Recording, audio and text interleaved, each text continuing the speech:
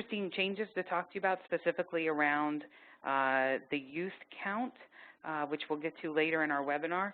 Additionally, we have three guest speakers who are joining us today. We have Jennifer Malone from the Lawrence County Community Action Program, Andrew Polimo from Valley Youth House, and Maylene Krantz from Transitions of PA. So with that, I just want to say good morning and welcome. I'm actually turning the webinar over this morning to Karen Kispert in my office after 10 years of being the lead person at DMA on the PIT count. I am passing the torch to Karen this year, who's really going to be the project lead on our end at Diana T. Myers and Associates. So that being said, you're welcome to call me. We also have two staff people.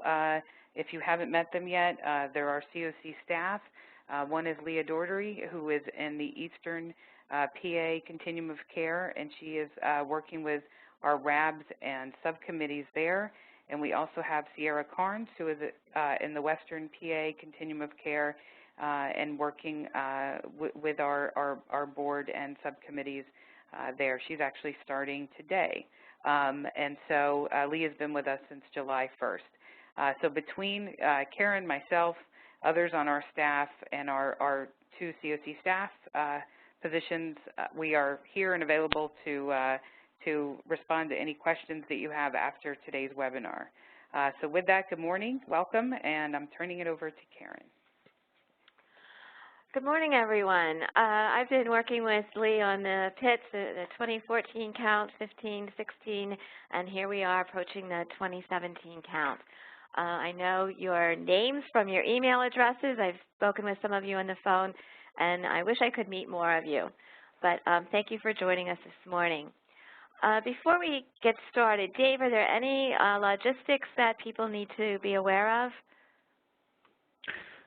This webinar will be recorded, and will be made available later on today, or later on, or as soon as possible, hopefully later today, through our YouTube link that we'll send out and post to the website as well. But other than that, that's about it. I'm sorry. And okay, if anybody has any questions, they can reply in the chat box or the Q&A, and we can take questions either during or at the end of the presentation, however the presenters would like to do that. Okay, thank you, Dave, and thanks for setting this up for us and being on hand as our technical support. We appreciate it.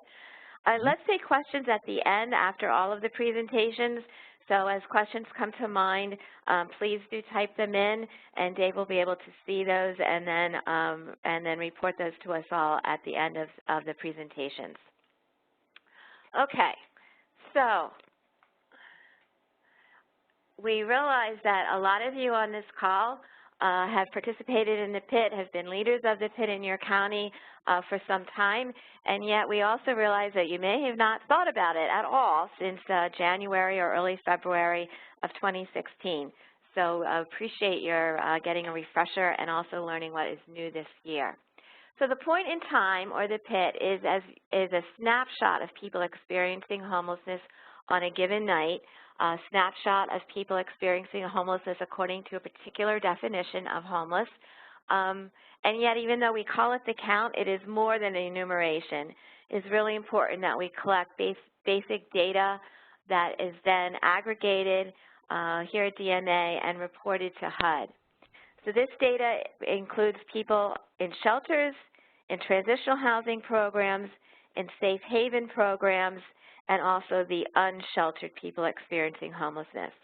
This count is done nationally during the last 10 days of January. So everywhere in the country, people are gearing up for their PIT count. This year, the PIT will be Wednesday, January the 25th. The Western and Eastern COCs have been doing the count the last Wednesday of January for some time, and we are continuing that in 2017. And this means the period of time from Wednesday night through the early wee hours of Thursday morning. And you'll be hearing me say that more than once over the next 40 minutes. It is Wednesday night, January 25th, into after midnight, into the very early time of January the 26th. And this time period is used for the sheltered and the unsheltered counts both. Let's start with the sheltered count, which is a little more straightforward, and there are two parts to it. There's the HIC, which stands for Housing Inventory Chart or Housing Inventory Count, and the PIT, the point in time. Here is a screenshot of the HIC, of the Housing Inventory Chart. So you may not be able to see this too carefully, but what we do here is create a spreadsheet of all of this data, the beds available, the funding sources, et cetera, and that is then reported program by program by DMA to HUD using HUD's database called the HUD Data Exchange, or the HDX. And this HIC includes all emergency shelters, not only those funded with COC funding, but all emergency shelters, domestic violence shelters, voucher programs from churches, from Salvation Armies, from Department of Human Services and counties, and anyone else that issues a voucher as a shelter the night of January 25th. Safe havens, there are two of those in the Western COC. All transitional housing programs, rapid rehousing projects, and permanent supportive housing. So the housing inventory includes people in permanent housing, which is not included in the PIT itself. The data source for the HIC is the famous online survey from DMA. You'll receive that link like January 24th. And this is a survey that every housing provider needs to fill out, even if you also submit your data through HMIS, because we are asking questions on the online survey that are not included in HMIS. The only programs that do not have to fill that out is the rapid rehousing. So the survey asks for capacity. That is, if you are completely filled, how many units do you have and how many beds do you have? And it asks for how those units and beds are configured, the funding source, and then also how many people are actually there, sleeping there, the night of January 25th. So it's a capacity and it's an actual count for the housing inventory. And that's all very clear on the very brief online survey that everyone is asked to fill out. So that's the HIC, and the other part of the sheltered point-in-time count is the actual PIT, the point in time. And this includes all people who are in emergency shelters, transitional housing programs, and safe havens. The data source is either HMIS or our interview forms. HMIS, we used HMIS data last year for the 2016 count. We were able to pull more from HMIS than ever before, and we're hoping that goes up this year. Brian Miller at DCD will run a pre-test in order to check for data quality. So we can use the HMIS data only if it is accurate, up-to-date, complete on January the 25th. Brian's pre-test will indicate missing data elements, and also if there are some things that just don't make sense. For example, there are more people in the program than you have beds, and that tells us that perhaps there was mistakenly people were not exited out.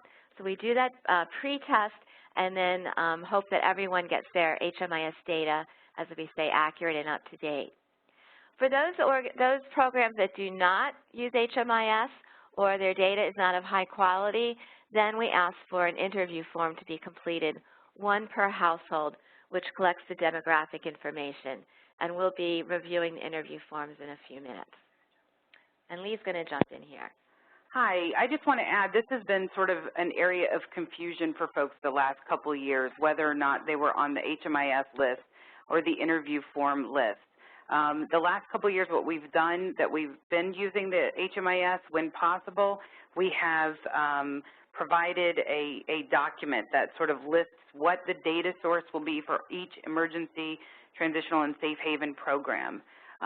You may have one of your programs that have been found to have sufficient data quality, but not all. So please just make sure that you check that list very carefully for each of your programs that are needed to provide PIT data. And so we will try to make sure that that is very clear as to what the data source is. If there are any questions, please call us. If you are on the HMIS list, again, you will not need to do the interview forms. It's not a problem if you do and send them to us, but we will default to the HMIS data. If you are unsure and not on the HMIS list and don't do the interviews, that's where we have sometimes a problem where we don't have the data that was actually collected and reported for the folks in your program on the PIT night. So if there's any questions about this afterwards, please feel free to type in the chat box and or call us individually so we can walk through it. We will know which programs will be on the HMIS list probably the beginning of January, if not sooner. But we will make sure that that information is in fact posted on the COC website with the interview forms and other information. Okay, thank you. So on the interview forms, they start at the top. There's a space to write your county, your agency, and your program name. Those of you who are kind of directing this count at your agency, if you could make sure that the agency and program names are the same on all your forms, that might sound silly, but what we've found is that sometimes staff or the people doing the interviews will refer to a program in kind of an abbreviated way or a colloquial way, and it's hard for us here at our end as we review the forms to make sure that we're including everybody in the same program. So that may sound a little silly, but consistency would be really appreciated. Thank you. There's one interview form for each household. You may remember that the interview forms have spaces for 4 or 5 people on the front page, and just attach a second form if it's a large family, a large household. And each homeless person is to be interviewed one time only. There's a question asking that, I'm sorry, that's the unsheltered, sorry. To be interviewed one time only. We do a quick look-see at our end in case there are any duplications to kind of catch that, but we really do depend on you to be very careful that the persons in your programs are interviewed once, and that everyone is in fact interviewed. And then one person each agency will collect and return forms to DMA by scanning and sending them as an attachment to an email is the preferred way, or they can be mailed through the post office in hard copies. All right, that's the sheltered count, which, as we said, includes the housing inventory as well as the point in time of people in the programs on January 25th. Now we'll go to the unsheltered PIT count, which is a little more complex, involves more planning, involves more people, and being very prepared on your end for the PIT date. So the unsheltered PIT count, like the sheltered, is January the 25th, 2017. That, again, is the overnight hours on Wednesday evening through the very early morning of Thursday. Every now and then we get a request to change the date from one county or one RAB. However, the entire COC has to conduct a count on the same date. Your county has your planning team will determine what time of the count, what time that night or what time the next day, but the actual date has to be January the 25th. So the unsheltered is defined as households staying or sleeping really in a public or private place not designed for or ordinarily used as a regular sleeping accommodation for human beings. That is from the HUD rule. So some of the places that you go out to count may be perfectly suitable sleeping accommodations in the summer, like a tent or a cabin or a camper, but are not suitable, are inappropriate and unsafe in the winter. And here are examples of where individuals may be sleeping and would be counted as unsheltered. you can, for the rural areas, we've parks, we've had people go to campgrounds, abandoned buildings. You can see other places where people might be sleeping. Last week I had a call with some folks to look at the interview forms, and a really great question was raised, and that was warming centers. Do warming centers count as sheltered or unsheltered? And I did not have an answer then. I don't have one today, but there will be an answer, and we will indicate on the interview forms whether the warming center is sheltered or unsheltered. So what does it not include? Individuals who are living in hotels or motels, who are in any other kind of shelter or transitional program. You can see various types of institutions, staying in the emergency room, youth who are in foster care. And it does not include people who are doubled up, who are couch surfing or at imminent risk of eviction. Remember, I started by saying that this is a snapshot of homelessness that meets a certain definition. So HUD is not saying, and certainly we know, that we are not counting everyone who is homeless or considers themselves to be homeless. However, it's very possible that as you do your count, you may find people who, when you ask the question, where are you sleeping tonight, or if it's the next day, where did you sleep last night, who might give one of these answers. And we encourage you in those cases to continue the interview, to collect the data. What we do at our end is we go through all of the unsheltered forms from all of the counties and screen out people who do not meet the PIT definition of homeless. So if there's any uncertainty, please do include the interview.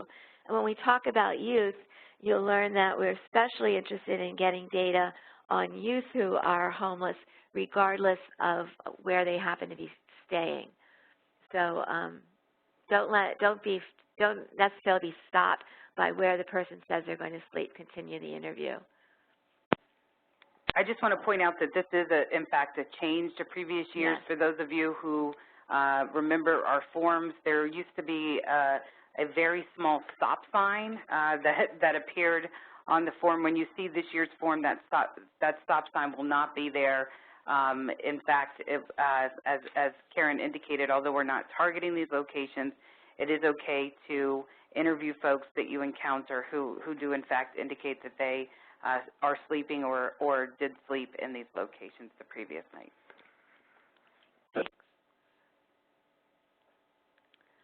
Okay, so how is the unsheltered count done?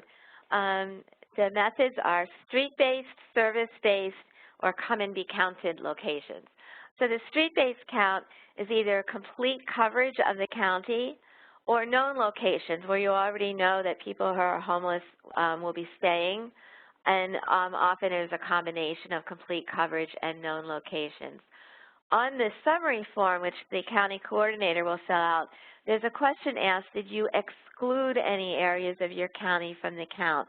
And it's sure, you exclude the woods, or you exclude neighborhoods that are very high end, you exclude areas that you know, you've checked the past several years and there's never been anyone homeless there. So just write all of that out so that we have a really complete picture of where the street-based count was conducted. The service-based count, we'll talk about that, is going to places where, again, you know that people who are homeless come and asking them where they had slept, or come-and-be-counted locations, and we'll go over that, where you invite people to come to a particular location, do some kind of incentive for them, and get the data. So the street-based count, or a public places count, is when you walk or drive through a community or an area and look for, identify people, families, and as well as single adults or youth who are homeless. This is, of course, what your county coordinators are planning. You're pulling together people to help you with that, often volunteers. And later in our time this morning, Jennifer Malone will talk about a very effective planning process that is being used in Lawrence County. So complete coverage, as we said, is an attempt to account all unsheltered across the entire county, known locations, or the combination. And this is where, in addition to the interview form, we have the observation-only form, when it is either unsafe, seems to be unsafe to approach someone, or the person is sleeping or is keeping themselves very private and you don't want to intrude, you would use the observation-only form. The street-based count is to be conducted, yes, the night of January 25th or the day or night of January 26th. So on January 25th, you say, where will you sleep tonight? And on January 26th, you ask, where did you sleep last night? Every now and then we get a question whether the street count can be done during the day, like around noon on the pit day, which in this case is January 25. And the answer is no. Asking where will you sleep tonight? There's too much of a gap in time between when a daytime interview and the actual sleeping. A person might end up sheltered, a friend might come by and say, you can stay with me or whatever. And that would mean that our count of people who are homeless is inaccurate. So it is the night of the 25th or the following day. The service-based count. When staff or volunteers interview participants in programs that provide non-shelter services. So a number of our counties, a number of you do service-based counts. Some of you do only service-based counts, where you go to drop-in centers or meals programs or food pantries, the library, wherever, in order to interview people and collect the data. We do have a separate interview form for the service-based count. And then a number of the counties do both street-based and service-based. And I should have said, we say street-based, even if you're not a city and you're going into more rural areas, we just use the term as a shorthand for the unsheltered. And again, the service-based count is done on January 26th, which is Thursday, asking, where did you sleep last night? Come and be counted location. This is something new for this year in fact, Andrew is going to talk about that when he talks about youth count, that is proven successful, especially for counting youth. And that is when a location is selected that youth would be safe and comfortable to come to. It is advertised or asked to come. There's some sort of incentive given. It could be food. It could be something else. And then they come to be counted, and of course by counted we also mean interviewed. So they come and you collect the data at the location. Now, who is counted in the unsheltered count? All household types, families with children, couples, whether married or unmarried, single individuals, and youth. HUD defines youth according to the categories you can see on the slide. Children who are under the age 18, and young adults, that is aged 18 to 24, are all considered youth, including parenting youth. We know that there are a number of people who are homeless who are between 18 and 24 who are homeless with their children. Unaccompanied youth, that is teenagers who are by themselves, who are not with an adult who is taking care of them. Unaccompanied youth are all included. Yeah. Hi, I just want to add one thing. HUD in the last year or so has been very deliberate in issuing documents that basically explain any household that defines themselves as a household, regardless of the configuration or the legal relationship of the members of that household, they are to in fact be counted as one single household if they define themselves that way. So even though it's not stated specifically on this slide, I just want to point out that as you encounter folks, you know, if you meet two people of the same gender or three people, you know, whatever the configuration is, they are to in fact be counted as one single household if they define themselves that way. Yeah, and, the last several years here at DMA, I've been entering the Unsheltered Count data, and it may sound a little bit odd, but I actually like doing that because when I read your interview forms, it really brings homeless home to me that these are real people, and across the two BOS COCs, we see every kind of household type, including older people with grown children, sometimes 3 generations, just every kind of age, every kind of configuration of people who are homeless, friends who present together as a household. So you don't want to leave out any kind of household type. So what kind of information are we collecting? And this is on the interview forms. The interview forms all have the same basic demographics. The number of persons in the household, and then for each person, their age, ethnicity, gender, and race. For ethnicity, HUD recognizes 2 ethnicities for the PIT, Hispanic or Latino, or non-Hispanic, non-Latino. So everyone is one or the other. For gender, there are 4 gender possibilities this year. The past several years, the gender has changed each time, and it's changed again in 2017. So you will see male, female, transgender, or does not identify as either male or female. Those are the 4 choices. In addition, we ask for the number of homeless episodes and the length of time homeless to help us identify those who are chronic. Disability also helps identify those who are chronic and gets at the need. So there are a number of questions about disability. It's important when asking the question about disability, it's simply a yes or no.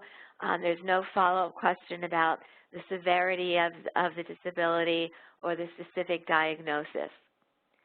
There are questions about veteran status, and there's also the final question, have you experienced domestic violence, a DV question. And later in our webinar, Maylene Kranz is going to speak to us specifically about domestic violence, its connection to homelessness, and also assessing a situation so that when you ask that question, you only ask that question if you're confident that the respondent is safe. So the interview forms, although there's a slightly different one for sheltered, for unsheltered, for street-based, for service-based, they're almost exactly the same. And we ask that all the questions be asked as written on the interview forms so the data collection is standardized. And you want to inform participants that their participation is voluntary. They do not have to answer all questions, and if they do refuse, that will not affect the assistance that they receive, their bed or other service. If a household or individual does not want to participate, we ask that you then, based on your own observation, get the basic demographic questions answered.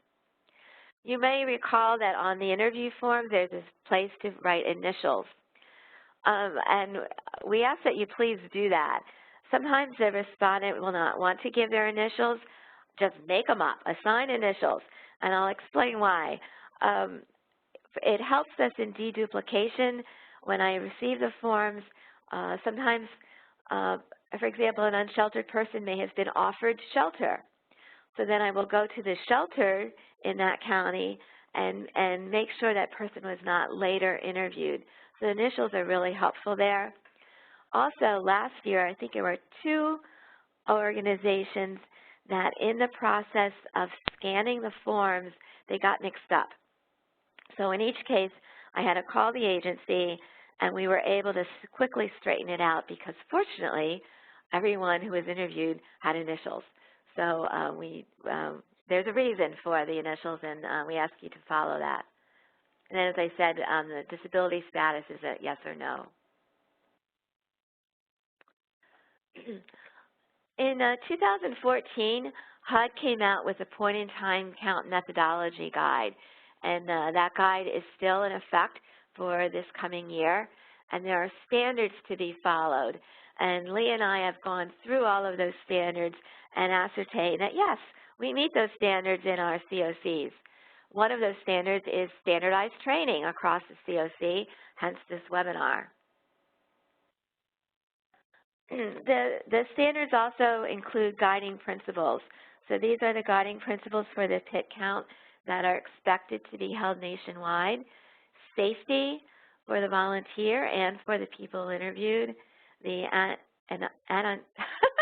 anonymity of the people being interviewed. Getting complete information. Counting each person, and counting each person only once. Veterans. As you know, ending veteran homelessness is a major focus, has been a major focus of HUD and the Veterans Administration. Both the Eastern and Western COCs have HUD technical assistance teams specifically to address, reduce, and end veterans homelessness in Pennsylvania. For the unsheltered count, a veteran is defined as someone who has served in the U.S. Armed Forces or has been activated in active duty in the National Guard or as a reservist in the reserve. There are a number of resources for counting unsheltered veterans, for identifying, for getting, ideally, veterans who themselves have experienced homelessness to help with the planning and the outreach. There's DMA's booklet, which is not available online yet because we're going to review it and make sure it is up to date and complete. Going to add some information there. Another resource is to coordinate with the supportive services for veteran families providers in your area and other veteran serving organizations. The VA hospitals have been very good helping with our PIT count with the coordinator of their homeless programs. And as I mentioned, coordinating with veterans who have experienced homelessness is an important resource to find, identify, and collect data completely. Counting youth is a focus for 2017 more so than ever before, and I'm going to ask Lee to introduce this topic. Before I talk about counting youth, I just want to circle back to one of the comments that Karen made about the warming centers. Just to clarify, and if anybody has a warming center in your community and you have a question about it, you can feel free to follow up after today's webinar. But the rule of thumb is that if the warming center has includes beds, even if it doesn't include shower facilities or anything like that, if it includes beds, then it is in fact counted as an emergency shelter. If it only includes tables, chairs, couches, things like that, where folks are likely not sleeping, then you can count those individuals who present there overnight as unsheltered. So in terms of counting youth, a couple things to make you aware of. One, 2017 is a baseline year for counting homeless youth. What that means is that each year when we report to HUD our progress in terms of reducing and ending homelessness across the COC, we're required to report not just the overall number, but data on specific subpopulations, including veterans, people experiencing chronic homelessness, families, and now the number of youth. And so the number of youth that are counted in each of our COCs this year will serve as the baseline for which we will be expected to report reductions in future years. HUD is sort of pulling out all the stops and making many resources available for the purposes of the youth count. That includes, this isn't specifically from HUD, but they're sort of pushing this, is a Voices of Youth Count toolkit. I think Andrew may be speaking about that as part of his presentation. Either way, that's something that we can make sure is linked on the COC website. There was a National Alliance to End Homelessness webinar on November 2nd that was talking specifically about counting homeless youth and best practices. This afternoon at 2, There's a webinar through the U.S. Interagency Council on Homelessness. If you haven't registered for that webinar and this is something you are interested in, the webinar information can be found to register on the USICH website as well as the HUD website under the PID count resources. In addition, the HUD technical assistance is being offered to rural communities around counting homeless youth. The Eastern PA COC was accepted to be a participant in this network. The next webinar is December 13th, I believe, and as we are working through that process with HUD technical assistance, as additional information is provided, we will also be passing that on to you all. The information, the process, I should say, to expand our count to better count youth is sort of in motion, if you will. We were hoping to have more of the details nailed down prior to this PIC count, but also did not want to delay the webinar while all of that other information was obtained, learned from HUD regarding the expectations, and then distributed. So this will be sort of an ongoing process for us providing sort of continual updates about the youth count. Next slide, please. So unlike previous years, we sort of alluded to this in slide 14. Unlike previous years, we are asking that you complete the interview form with each person and household encountered, even if they are in a doubled-up location or in a location not typically considered homeless per the HUD definition. The real reason we're doing this is because, again, we're seeing sort of an increase across both COCs, the Eastern and the Western COCs, in regards to the number of youth experiencing homelessness, and we're really trying to get a better understanding of which youth are most vulnerable to be entering our system. To the degree that we can do that through the PIC count, that presents an opportunity. Many communities are also doing counts of youth outside of the PIC count where different kinds of information is collected. That's something that we can continue to discuss as COCs, as well as with the governing board, and more information will be provided on that if that's something that is ultimately decided to be pursued. But as of this point, we're really just looking to collect as much data as we can on youth, and therefore youth, regardless of where they slept on January 25th, we're asking if you encounter them to please collect their data. What we're doing on our part, I know that the count in general, the unsheltered count, is organized at the local level, but we're trying to do some things to help best support you all as you work towards not only organizing your unsheltered PIC count, but also the portion of the count that's specific to youth. So what we have done is we've reached out to the folks at the Education for Children and Youth Experiencing Homelessness regional coordinators. I know that many of you have relationships with your regional coordinators. They were invited to participate on today's call. If many of them hopefully are on, if not, it's also been asked if this webinar is being recorded. Yes, and we hope to have the link available to you in the next couple of days.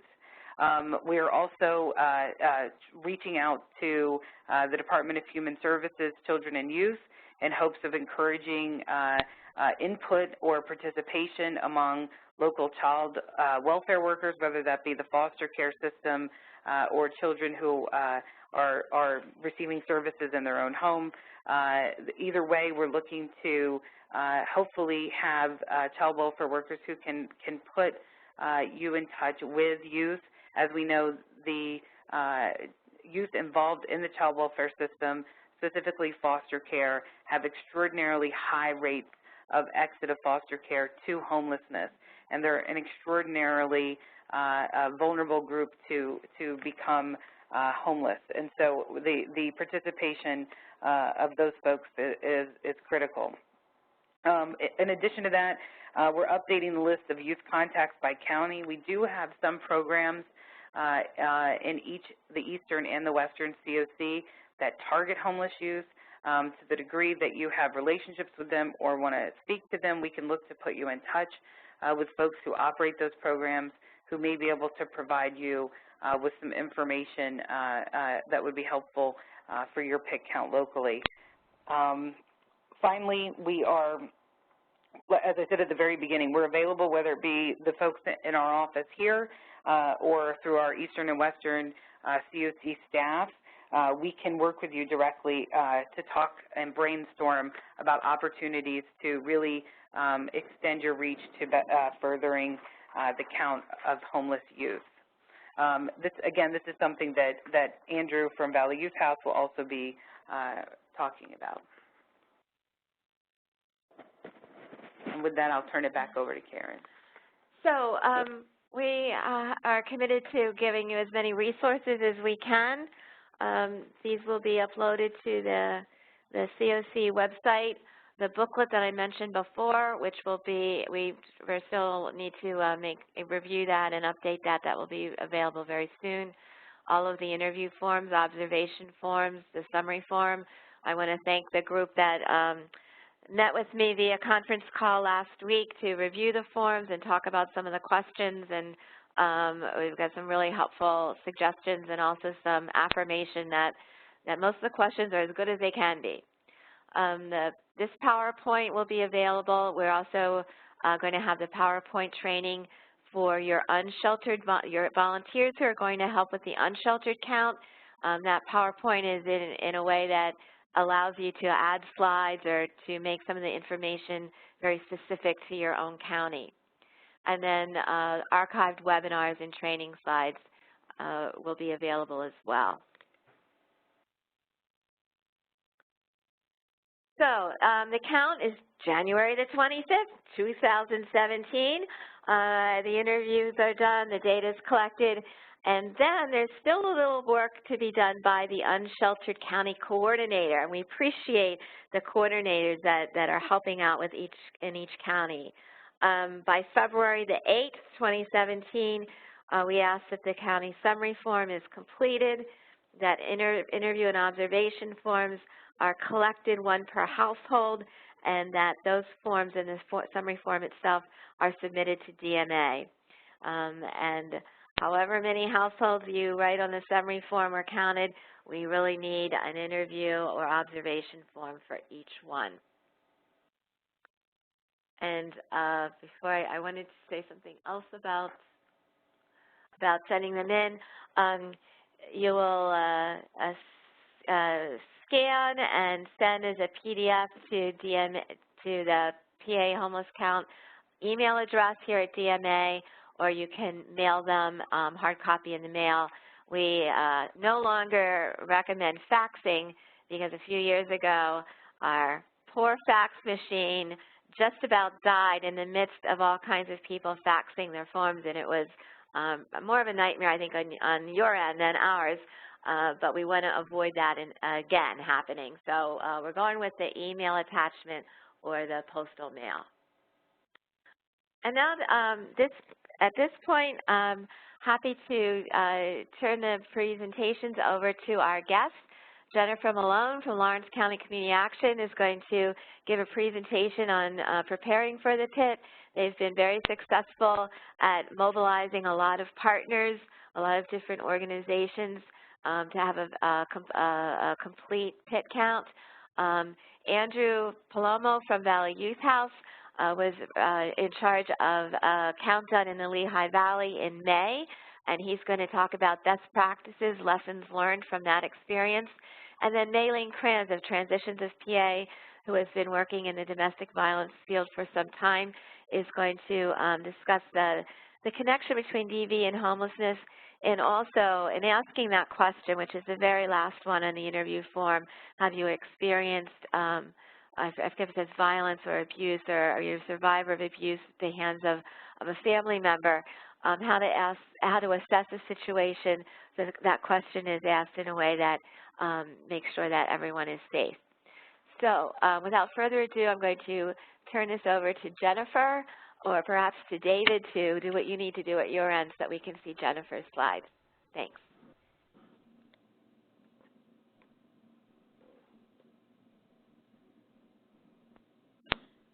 Good morning, everybody. Can you hear me? We can hear you. Yeah. Great. I'm just going to wait on David to get the slides up there, but I'll start real quick just by introducing myself. My name is Jen Malone. I am the Emergency Services Coordinator at Lawrence County Community Action Partnership, and I've been working on the PIT for a couple of years now with a lot of help. We have some great folks here in our office that are very skilled and have been around for a while and have a lot of knowledge. The good thing is that we, all come to the table and we share our experiences and we keep striving to do better, which I think, is really going to be the baseline of our conversation today, is just talking about how we complete our count, how we plan for it, and then, debriefing and talking a little bit about how we can do things better. So when we talk a little bit about things today, I just want to overview probably 4 important areas that I think are really crucial in planning your count. We want to talk a little bit about community awareness, communication and engagement, utilizing your resources, and following through. So we're going to dive into these things separately and tell you a little bit about what our community has been doing. So community awareness is crucial. When I talk about community awareness, I kind of think of it in 2 different subgroups. And we're thinking about our partners and we're thinking about the population that we're serving. We have, to our credit, I believe, really focused a lot of time on building strong working relationships with partners in our area. We actually have a group that gets together monthly, which is our Housing Coalition group, which, as we talk a little bit more about resources, you'll see that, this group is already getting together. We have people at the table that know the area very well, and we already have great relationships because we've been working together for so long. So, we continue to work on those relationships with our partners in the area in order to know where we need to go for our street count, to know what areas are best to draw people when we talk about our service-based count. So these folks, I honestly couldn't do it without their help and their knowledge. One of the other things that I think is really important is just to kind of step back a little bit as you're building those relationships with the agencies in your area and think about what are the goals and the missions of those partnering agencies and how can their goal and mission tie into your agency's goal and mission. And so that's something that we really, methodically try to do because there are so many resources in our area specifically that we could combine and, really have a collaborative approach in completing this count in our area. We're really trying to be aware of what the services are that they provide in completing the mission for our count. So, as far as partners go, that's our focus there. For population, we really try to use the knowledge of where our homeless population congregates. And this information comes from all of the partners in the area as well as staff members, the folks who are actually, quote unquote, in the trenches out there working with folks every day and, the stories that they may hear. And that information all comes together so that we can focus on certain subpopulations in our area, which is, really important, especially with this, change in having to focus on youth in the PIT count. So, again, we always try to come back together as a group and think about what can we do differently. Is what we're doing working, and you know, keeping those things that are working and taking them to the next level, but then also thinking outside the box so that we can engage folks in different places and in different ways. The next thing that I'll hit on is communication and engagement when planning your account. I like this quote from Helen Keller because it talks about, you know, alone we can do so little, together we can do so much. Communication, coordination, and collaboration are key in planning your PIT count. Without those things, your data is not going to be as accurate as it needs to be. So for our area, we begin planning several months prior to the count. We, again, get together with the Housing Coalition group at least once a month throughout the year, sometimes a little bit more often when we get closer to something that's happening in our community or the PIT count. That's a reason why we get together more often. We begin assigning duties and responsibilities well in advance. We provide leadership training as well as staff training. And I think that that's really important because it helps everybody understand why the count is important. We take time, you know, identifying those leaders in our community and providing training to them, as well as training to the staff, because safety is the number, you know, one thing that we look at when we perform the PIT count. Another area that I think is really key for me to highlight for how we conduct our count on the service-based count is that we created a layout last year for our event. We had an event at a mental health drop-in facility here in our area. And the layout for that event, I think, is one of the reasons why it was successful.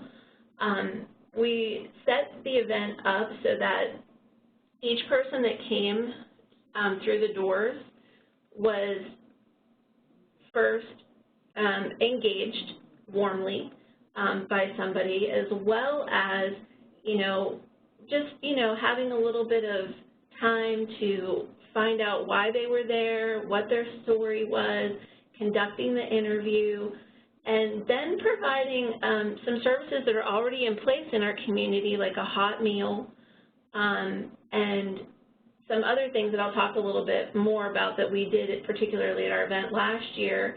But the flow was crucial because we were able to spend a little bit of time with each and every person that walked through the door that day, which I love social media. I'm addicted to it just like everybody else in a lot of ways, but I think that in some ways that face-to-face caring demeanor goes a long way.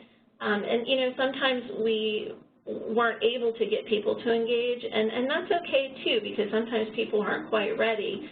But, you know, that also circles back to training and how do you deal with those types of situations when you have somebody who is clearly literally homeless but not ready to engage with you.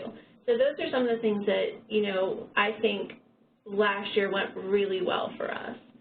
And the last thing really about this is that we just, you know, collaboratively as a group, we provided an opportunity to not only serve our community, but to complete the data that's invaluable in driving our current programming and our future programming. So I wanted to hit on, again, that collaborative approach. Having the team that we have at the Housing Coalition together really allowed us to look at opportunities for outcomes for, I would say, you know, a number of agencies in our area. A lot of the things that we do are outcome-based, so it gave us just a lot of information for us to then go back, which I'll talk about a little bit later when we follow through, and, you know, assess what we're doing and how we can do things better. So, you know, knowing your community's strengths and weaknesses as a collective group is really important as well, because then you can begin to identify gaps and work on consistent improvement. So in talking a little bit about our resources in our area, you know, one of the things that I always look at as a resource is time. We're always so busy. We have so many things on our plate working in this field that time really is a resource. So, you know, if you're utilizing your housing coalitions right now, that's wonderful, I think. It's just one of the things that for us, I really have to highlight.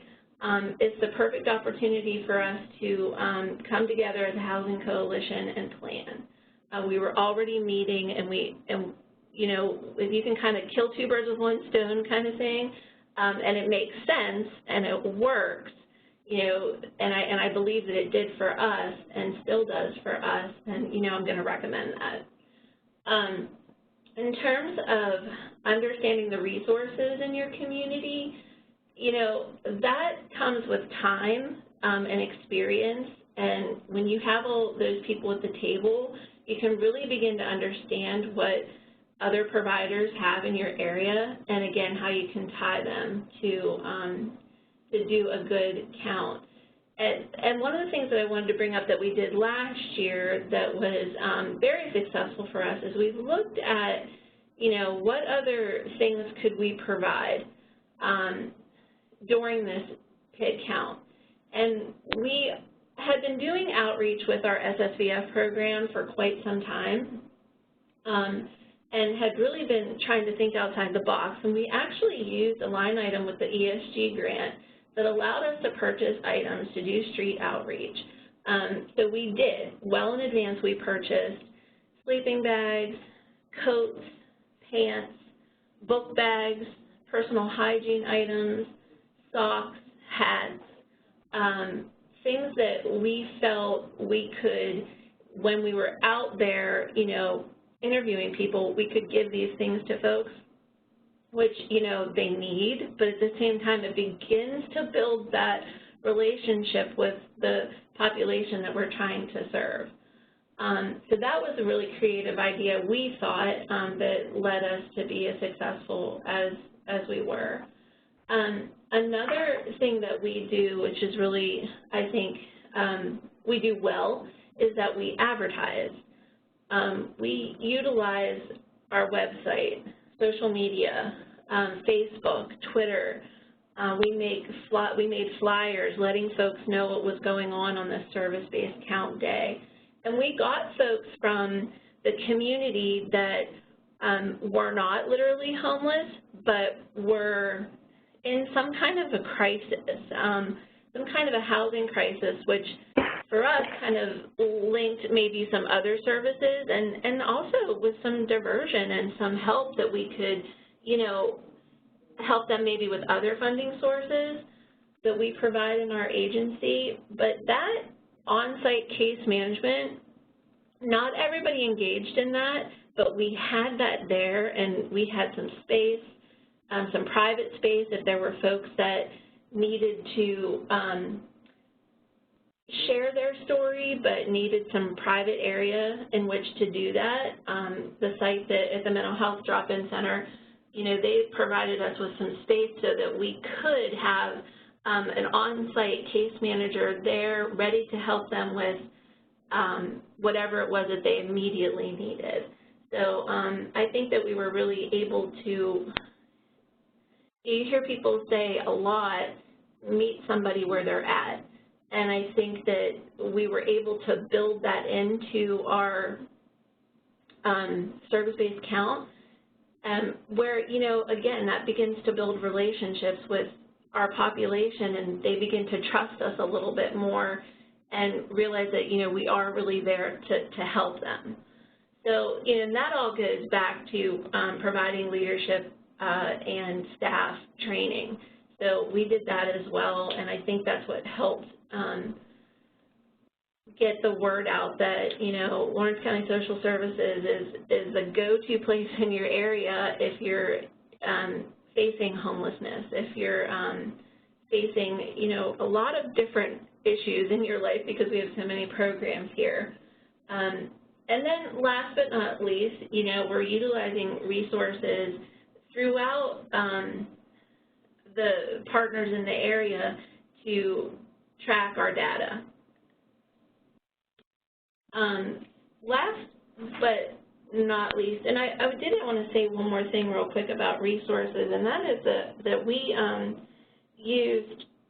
a very, very good relationship with the VA in our area. There's a peer specialist that has been working with us for a long time who actually was homeless himself, and he helps us go out and canvass the area along with some other folks from the homeless team at the VA, and they, you know, our relationship with them has just grown over time. I'm so curious to see where we will be in 3 years or 5 years, but since I've started, that relationship has grown so much due to the veteran programming that we have here in our office. They are a crucial part in the PIT count for us. They're just wonderful partners. I just wanted to throw that out there. And, you know, if you have relationships with your VA in your area, that might be something that you really want to invest some time into. In talking about follow-through, which is the last item, and I don't want to go over my time, so the last item is follow-through. And I grabbed this quote that I thought made a lot of sense. I can give you a 6-word formula for success. Think things through, then follow through. So, you know, after you conduct your count, it's really important to then come back to the table, which, again, we're meeting monthly with the Housing Coalition, and really assess what went well, you know, what were our strengths, what were our weaknesses, and share that information with our community and our elected officials and our funders so that they can understand, you know, maybe where we are, not only, definitely have them help understand where they are, but then where we need to go. And I think that that's one of the things that we do well, is that we're constantly trying to look at where we're succeeding and where we need to improve. And as I finish up my slides and my presentation, one last quote, I'm a quote person, sorry, is from Henry Ford, which says, "Coming together is a beginning, staying together is progress, and working together is success." So we continue to work together to, you know, address the needs in our area and share with folks how we're doing things and listen to how other folks are doing things so that we can incorporate best practices and good ideas to combat homelessness. So that's all I have for now. I thank Karen so much for reaching out to me and asking us to participate today, and I thank you so much for your time and your attention. Thank you, Jennifer. I appreciate hearing that description of your thorough planning process and the debrief as well. Thank you.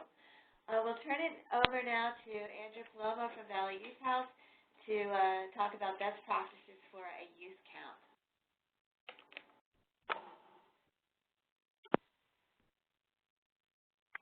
All right, good morning, everyone. My name is Andrew Palomo from Valley Youth House, and I'm going to share our experiences in conducting a youth count here in the Lehigh Valley. So just wanted a brief overview of what I'm going to discuss today, just an introduction, an overview of our youth count, and then some of the lessons learned and best practices that we experience while conducting it. And then we'll save questions for the very end. So just wanted to give a brief overview of of who Value House is. And Value House is a multi-service agency in the Lehigh Valley. We do operate a shelter, a maternity group home, and as well as transitional living program, and our street outreach that's located in Allentown, Pennsylvania. And then as for myself, I'm the research and evaluation coordinator here at Value House, and I've been trained in research methodology, and I hold a master's in social work. So devising sampling plans has always been something I've been extremely interested in, and my entire career so far has been in that and looking at hidden populations. I've worked at UNICEF before conducting survey research, and then I've even conducted a study with street youth in Guatemala through a Fulbright. I've been working at Value House for over 10 years, working with runaway and homeless youth, and specifically in our transitional living program. So our youth count here in the Lehigh Valley was conducted in May of this past year, and we used a multi-pronged approach. So we had various events. We had magnet drop-in centers where youth can come in and be counted. We had the traditional canvassing. We also use social media, as our young people are active on social media using their phones, on Facebook and Instagram. We use that as a tool as well, and I'll go into that a little bit later. We also used targeted locations, so especially in our rural areas, looking at where are youth hanging out, where are youth spending time in, or youth who are unstably housed, where are they going? And then we also use a chain referral sampling. So like if another youth knew of another homeless youth, if they were able to bring that youth to our drop-in center or to one of our magnet events, and that would have, then they would have received an incentive. So those are the various techniques that we used. We did have 30 staff and volunteers for this event, and we did use technology. So I do want to say that ours is not paper. We used digital surveys on tablets, and I'll discuss that later. There's pros and cons to that. But so just looking at the geographical area where we covered for our youth count, all of these dots, all the green dots on your screen right now are where surveys were conducted. So the Lehigh Valley, it's kind of extremely large. I think it comes from one end to the other, it's about 40 miles. From one extreme to the other extreme of the Lehigh Valley. So we were able to focus not just in the urban centers. So in the middle where there's a large concentration, that's Allentown, and then Bethlehem, Easton are like right there on the 22 corridor. That's the main thoroughfare that goes through the Lehigh Valley. In addition, we're also able to go to some of the more rural areas, which was Slatington, which is up to the north, Wind Gap, Bangor, and then Coopersburg, which is down to the south. So we were able to, through our methodology, capture a large portion of the Lehigh Valley. And traditionally, when we've done counts before, they really focus on the urban areas, but we were really trying to reach those rural areas to the north and to the south. So just going over some of the results, we were able to administer 162 surveys during our youth count. 72 surveys met the inclusion criteria. We did take a broader approach. So we did count couch surfers in our findings. So 46 of those youth that we out of the 72 were unstably housed or doubled up with a friend. So that was just something interesting that we found, and why it's urgent for us to also, even though we're not reporting it to HUD, it's also important to see how many of those youth are being doubled up, because in our experience in working our transitional living program, that's where the majority of our youth, they're either living with friends, they're couch surfing, et cetera. So just some of the demographics, we were able to find a good spread in terms of age. 20% were under 18, 43 were 18 to 20, and 36% of those youth in the survey were between 21 and 24. ethnicity was consistent to what we observed in the Lehigh Valley. So 52% of the youth I did identify as being Latino or Hispanic. And then just some other statistics that we found were that out of those 72, 67% had at least one shelter stay or stated they had at least one shelter stay in the last 3 years. So these are just some, and 14% were in foster care, which is also kind of consistent with the literature on homeless youth. And 36% of youth were employed part-time or full-time. So that was just something that we were able to pull from the data that we used. So some of the lessons learned while we did that, while we were conducting our youth count, right? So one of the big things that we learned was that youth need to be involved in the planning process. So we started to include youth late in the process, and they were so insightful. They were able to tell us places, identify places for where to search, or where they knew their friends hung out, or where they knew there were other homeless youth there. So that was, I wish we included them in the planning process because it would have made things a lot easier. They were also instrumental in marketing and getting the word out. So that was something that we also observed, was that they were social media experts, right? So they were posting it on their Facebook pages, they were sharing the logo, they were sharing like, hey, this is the youth count, this is where it's gonna come. And from that, we were able to get some youth that were able to come to our magnet events because of those posts on Facebook. So that was also crucial.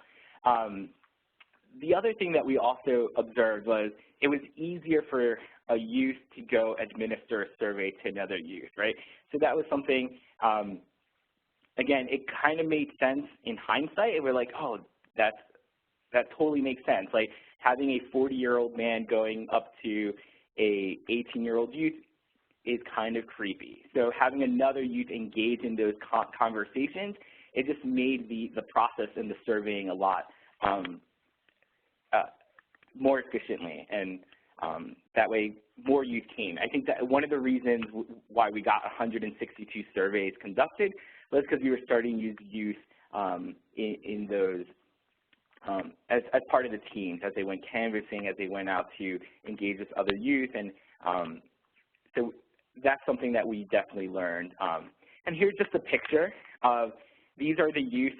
They were going out in Allentown. We had signs. We had a marketing technique of couches don't count. So like, hey, like come talk to us. Come talk to us. Come fill out this survey. So there was just a lot of hype brought about the youth count, but a lot of it had to do with these youth. So these are the youth that were in our transitional living program, and they were instrumental. I mean, they were out, they were talking to police officers, they were really involved. And this is also something that not just in Valley Youth House, but the Voices of Youth Count, which was a study conducted by Chapin Hall at the University of Chicago. They also had high involvement of youth and also found that to be extremely successful. So I encourage you guys, like if you can get a former youth into your planning committees, I think they're going to bring a lot more insight to the planning process. The other thing that we learned was, I know it was Jennifer spoke about this, about collaborating with youth service organizations and community partners. That was also really vital. I also want to put out that this youth count here in the Lehigh Valley was a collaborative. Valley Youth House was the lead, but there was a lot of agencies that were involved in the planning process, the Conference of Churches, Third Street Alliance, even Children and Youth here in both Northampton and Lehigh County were involved, and the Allentown School District. We worked as a collaborative in order to really try to determine where to go and how to interact with youth, and like how the survey was going to be conducted. So children and youth were instrumental. I think like that's something that in previous counts we haven't included them, but in this one they definitely were instrumental, because a lot of times they do get calls from youth who are homeless or families who are homeless. So that's sometimes like they know like, oh, this is where this family is, or et cetera. Local schools were also really really important. I think like the SAP teams in the schools, we tried to go to all the SAP, the student assistant program meetings in all the school districts here in the Lehigh Valley. There was pros and cons to that. Some schools were a lot more accepting of us coming to talk to their SAP teams than others.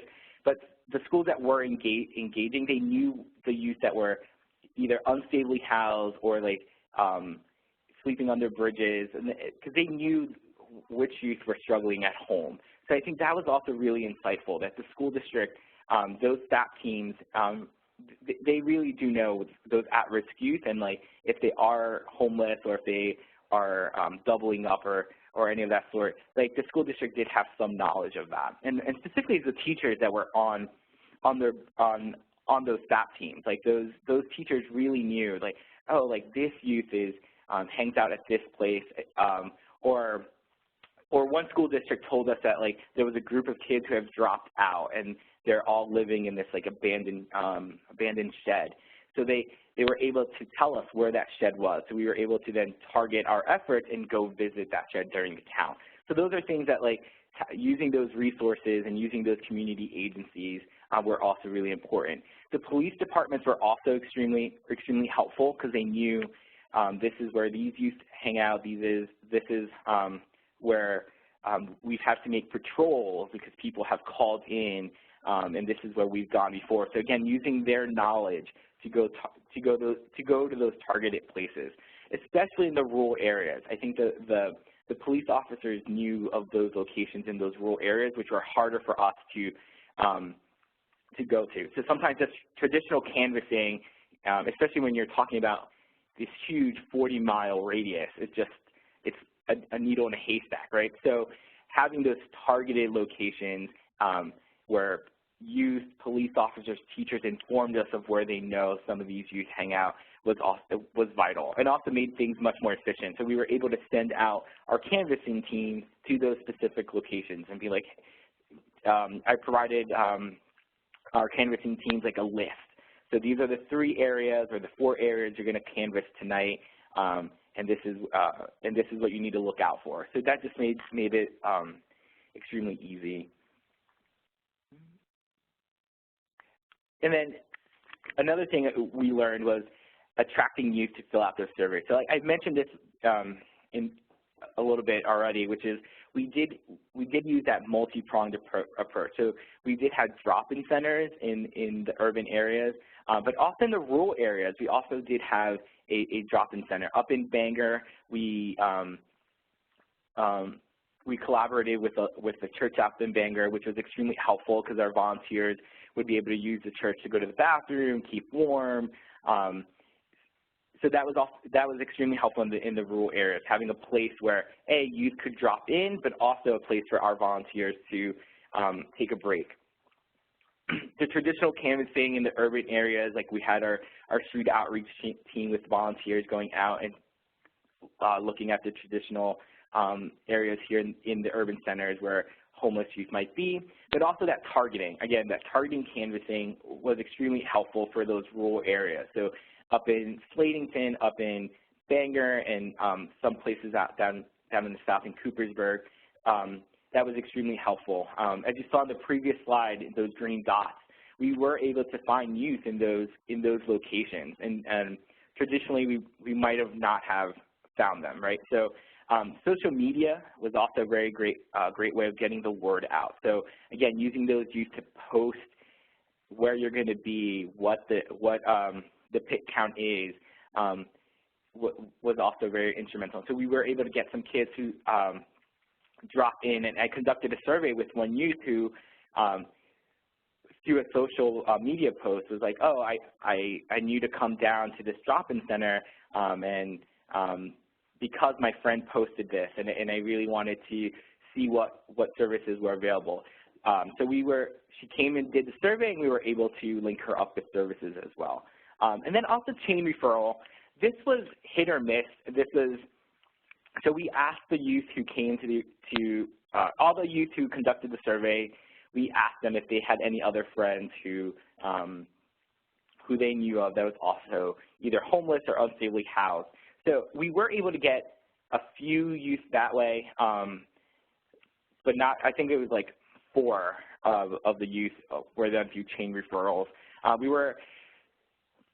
There was a hypothesis with our team that like this community is highly networked, but here in the Lehigh Valley, it didn't pan out using that chain referral. So chain referral also requires to have incentives. So we had Subway gift cards. So if they were able to bring their friend over, we gave them a $5 Subway gift card. It wasn't as successful as we were thinking it was going to be. So that's just something to think about if you are trying to find out techniques of trying to attract youth. Let's see. Then we also played around with paper surveys versus digital surveys. So we did contract an agency down in Montgomery County to do tablets and create this app for us. The great thing about it was that we got instant data. It was awesome. I didn't have to clean it. I didn't have to input data. They gave me this XL and SPSS file. It just came directly to my email. The only downside to that was, that there was a cost associated with that, and then it took longer than expected. I think it took over 20 minutes to conduct the survey, while paper was a lot faster, less expensive, actually extremely inexpensive, less training. The only thing was that inputting the data and then errors was obviously something that we were concerned about. And then that's just a picture of our youth count worker, with the tablet out in the field, conducting the survey within our youth. And that was conducted in Philadelphia. So we also did do a youth count, or we've been doing the Philadelphia youth count for quite some time now. The other key thing that we learned was training. We needed to train the volunteers and our staff ahead of time. Having leads, people that were designated leads for each team was essential, because that way they knew if there was a worst case scenario or if we were in a bad situation, what to do. The other thing was what to do in emergency. So we did have a plan in that, but I think we didn't tell everyone, and there were some people that were had a little bit of anxiety doing the canvassing, especially since this was our first youth count in the Lehigh Valley. The other one that was surprising was that the basic interaction, or this is how you approach people, and if someone says, no, I don't want to take a survey, you just let them go. And I think it sounds so basic, but I think people need to be reminded of that. We encountered situations where people were trying to force the surveys onto youth, and that was something that was unexpected, and at least definitely a lesson learned on our end. And then also frequently asked questions. I think people kept asking the same questions regarding the youth count, regarding what the pit count was. So I think just having a handy sheet that answered a lot of those frequently asked questions versus spending time with everyone, and it just became way too time consuming. Answering the same questions, especially when you had 30 volunteers or 30 people doing helping out. Yep. And then the other thing that we learned was a lot of people didn't, at least when we were doing the youth count, and a lot of volunteers, or even some of our employees, it was the first time that they've gone out canvassing. And I think that was also what to expect. So what do you expect when you go into an encampment? What do you expect, and what's going on? So that was also something else. In this picture, some people were taken aback that this is what they encountered out in the woods, and they encountered these tents. And I think that was something, again, that training piece was, I think we took it for granted that you're doing a youth count of homeless youth, and this is what we should be expecting or could expect while you're out canvassing. So that was something, again, unexpected for us, and I think for future we're definitely going to start hey, this is how it's really going to be, and this is what you could find, and et cetera. All right, I think I'm nearing my end. So I know I went through a lot with our with how we conducted our youth count here in the Lehigh Valley. So if any of you have questions, answer it at the end. And there's my email address, and also I did provide my phone number here, so like anyone can text, text or call if you have any questions. All right. And then with that, I think Great. I will. Andrew, I have a question before you hand it over. You talked about the in the school district working with the, I think you said FACT team, and I wondered if you could just explain to everybody what that is and whether or not each school district has one, or even if you, I don't know if you know the answer to that part of the question. Yeah, I don't know if each school district has one. I think a SAP team here is a student assistance program. So I know all the school districts here in the Lehigh Valley have them. So, and if your school has a SAP team, a student assistance program, it's great to engage them, right? So like they do have intimate knowledge of the students, because like what they do is when there's a youth who's at risk of either failing or there's issues going on in the family, that SAP team discusses the situation of that youth and then helps them find services, or has the school district provide services for that youth. So sometimes like youth who have dropped out, or those youth who are particularly prone to being homeless, right? So, or at risk of being homeless, those SAP teams might have knowledge of who those kids are, and then be able to have the PIT count team target where this youth might be. Great. Hopefully, does that answer your question? Yeah, absolutely. And other folks at the end may have questions as well. Thank you. Yeah, you're welcome. So with that, we will turn it over to Maylene Kranz. I don't know if you have to click that, or if somebody else will be clicking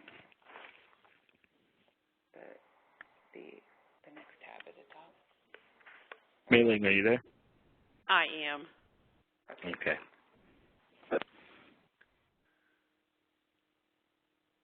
Can everyone hear me? Yes. Okay.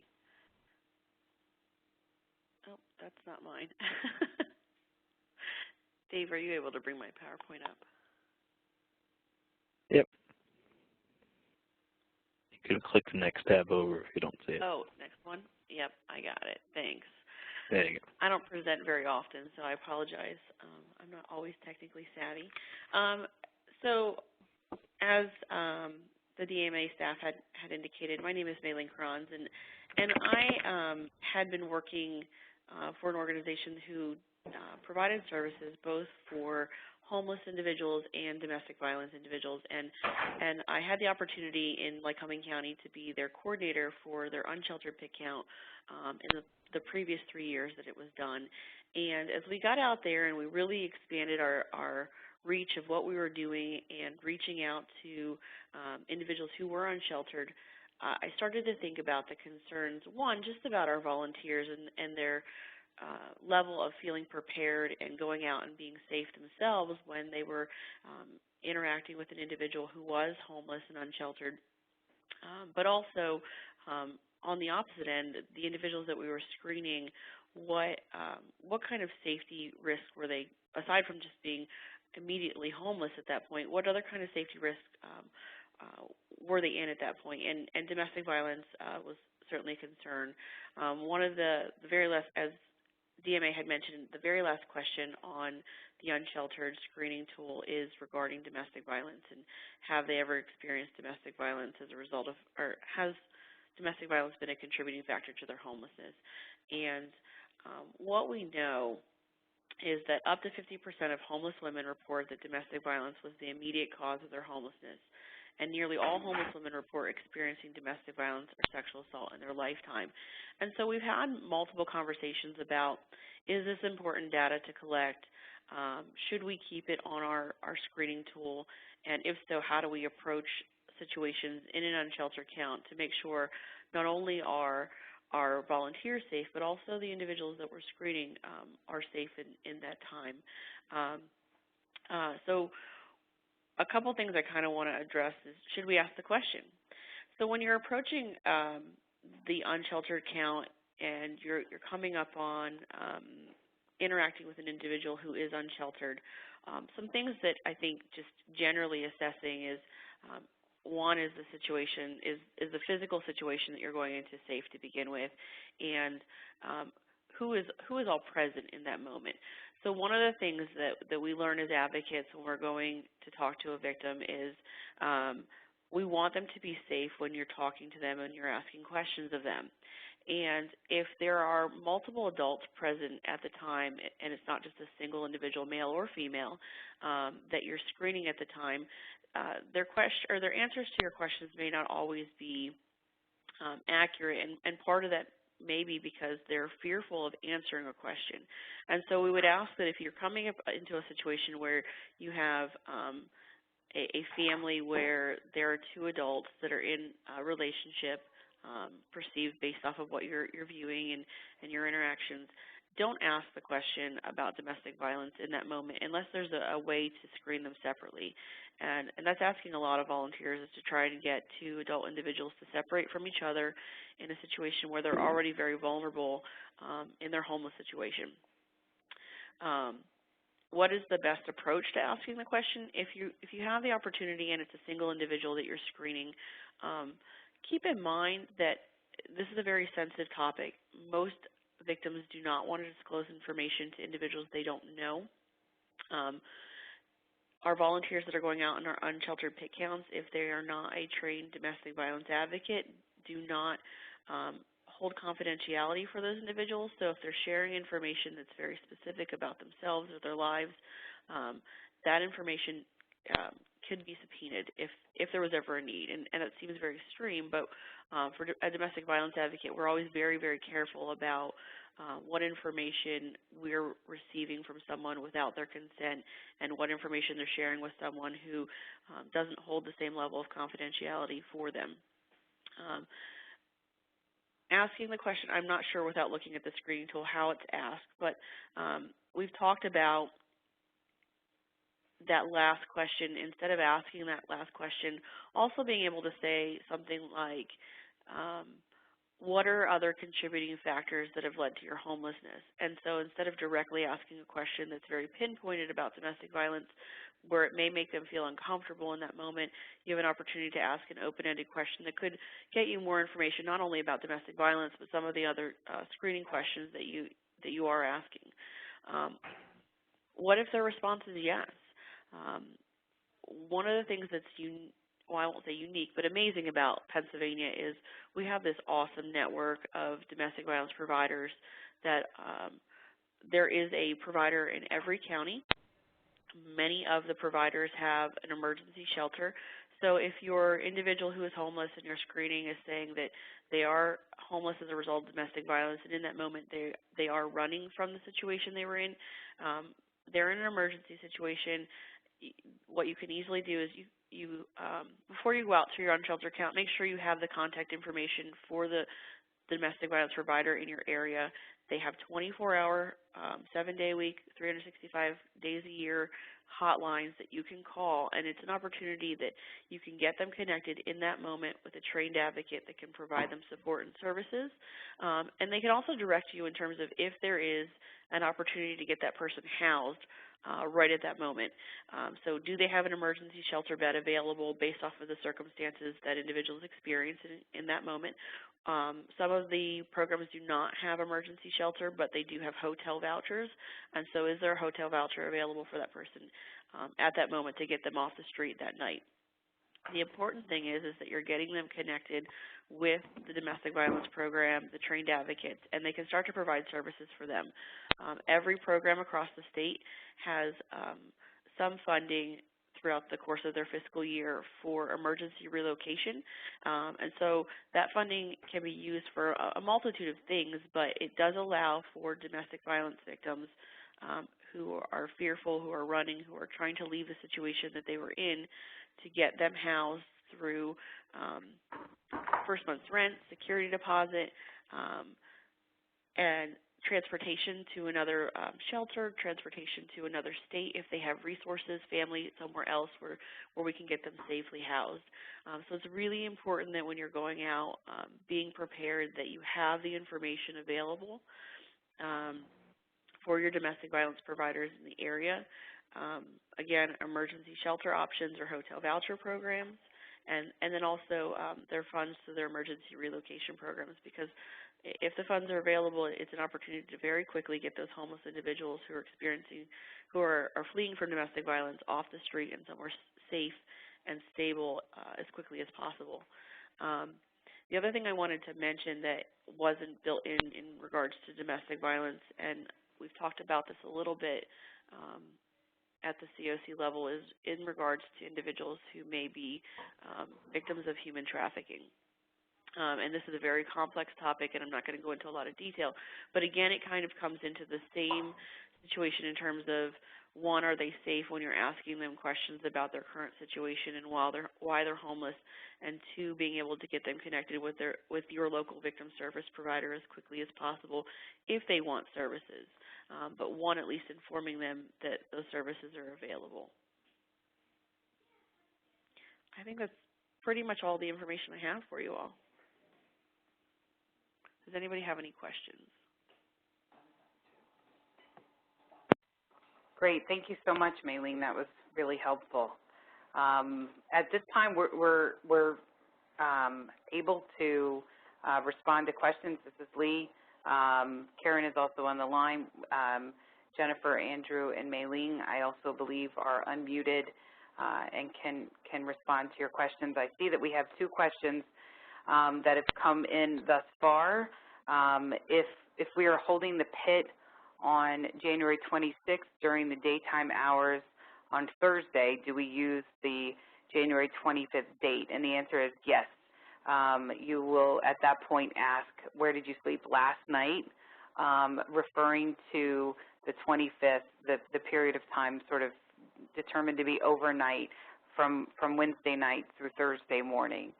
So regardless of when you're actually conducting the pit, and we usually get a call from at least 1 or 2 counties, for example, who they have some sort of event or feeding site or something, on Friday, even 2 days after. And we talk about that and how to work to prevent duplication of data. But even if you're conducting something on Friday, you're referring back to that period of time on Wednesday night. And then the second question that came in on the interview forms, if we have several volunteers from different agencies canvassing areas, do they put the agency hosting the pit? So we don't have a space that's dedicated on the form to that, but in general, I would say that is probably a good practice. There have been countless number of times where somehow the information reported was not clear, or there was some sort of question, and we had to follow up with the county that submitted that data. In those situations, as Karen indicated before, when we have initials, obviously that's helpful to make sure that we're connecting the form that we're looking at to the form that the person on the other end of the line is also seeing. That being said, there have been multiple occasions as well where the county coordinator of the Unsheltered Count has said, I need to go back to the individuals who conducted the interviews in this part of the county and get back to you. So the degree that to the degree that information can be provided on the PIT form, I think that will help you at the local level if there's any follow-up questions. So I think that's a great idea. No. So, sorry, go ahead. Dave, these 2 questions that I can see on my screen, are they the only 2 that have been typed in?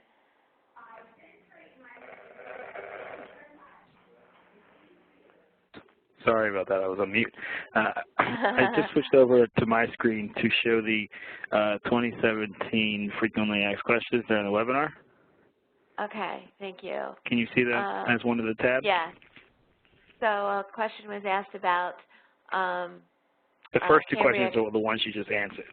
So. Yes. Right. Right. Mm-hmm. So there's a question about whether there's a about the Cambria County, Johnstown, which we can answer that later. Sergio, Leah Doherty called each county contact, so that information can absolutely be made available. We have a list by county. If we have not found somebody, I will let you know, and we will be looking for somebody to step up and volunteer. So if anybody's from Cambria County on the line and you don't know who your Unsheltered Count coordinator is, please look on the list that we will send to Dave to post on the website. And if you, or if you want to volunteer as that person, we can put you in touch with anybody that we've already have as having stepped forward. Another question, do we count pregnant women as just one person? Is the unborn child counted? A pregnant woman would only be counted as one person. Why is an emergency room not considered unsheltered and a warming center without beds is considered unsheltered? Well, Linda, that's a good question. Yeah. The emergency room, I mean, the intent of an emergency room is to provide a service if there is a specific emergency, a medical service, or to respond to a medical situation. Whereas a warming center is typically available for folks who would otherwise be out in the elements and unsheltered.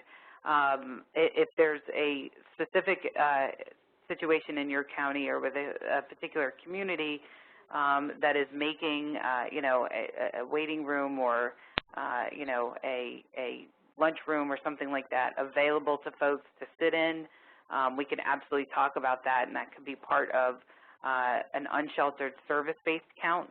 But, you know, those kind of nuances, if you have questions like that, we're happy to sort of talk you through those and figure out the best way to count and classify those folks.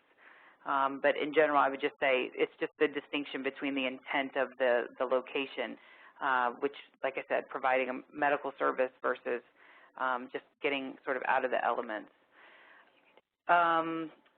For rapid rehousing, if we are not allowed to enter DV clients into HMIS, how do we report the data for PIT? Carol, I'm going to guess that, I don't know if Carol can respond, or if one of the folks who are not on mute know Carol. I guess my question is, are you in, do you operate a domestic violence program? If that's the case, then you would be on the list for organizations that need to complete a paper interview form, so that wouldn't be an issue. Dave, is that something that you can help respond to as well as our HMIS administrator? Yeah, so exactly what you said, that paper form, if you have a specific rapid rehousing program that's for domestic violence clients, and that falls under the domestic violence organization, and then also falls under the state policy where information is not allowed to be shared. That your information would then be recorded on the survey in terms of aggregate data, and should not be entered into HMIS. So, right, as long but if it's a non-domestic violence program, all of their clients are entered into HMIS, correct? Correct. If it's a non-DV organization, right. But they serve victims of domestic violence, they will be entering them into HMIS.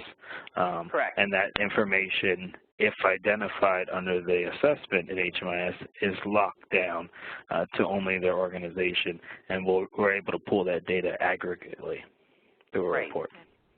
So, Carol, if that does not, this question was submitted by Carol Gordon-Wilson. I don't know if everybody can see what's on our screen or not. But, Carol, if that doesn't fully respond to your situation, please feel free to give us a call and or to give Dave Wethington, who's also on the line, who you just heard, a call, and we can sort of help walk through a question there. And then Kevin Cope has given the the link to the Pennsylvania Education for Children and Youth Experiencing Homelessness Program directory. So we'll make sure that that becomes part of the resources that we post on the COC website. And our goal is to get most, if not all of these by the end of next week. We're not going to be working Thursday on this, I'll tell you, but we'll the interview forms, the booklet, and other helpful resources such as this link. Thank you, Kevin. Any other questions? You can type them in. I don't have any other questions that have come in right, as of right now. Sure. Okay, so hopefully everybody knows how to get in touch with us. If not, if you go back to the email that you received with the link to register for today's webinar, I think it has Karen's phone number listed, as well as our email address, pahomelesscount@dma-housing.com.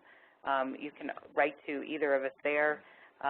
If you don't have that handy, I'll just quickly tell you my phone number is 215-576-5130, and Karen's is the same with the last 4 digits different, which is 215-576-1150. So that's our phone numbers. Our presenters have been kind enough to give you their contact information. If there's any questions that you have that we can better answer with their assistance, we can put you in touch with them as well.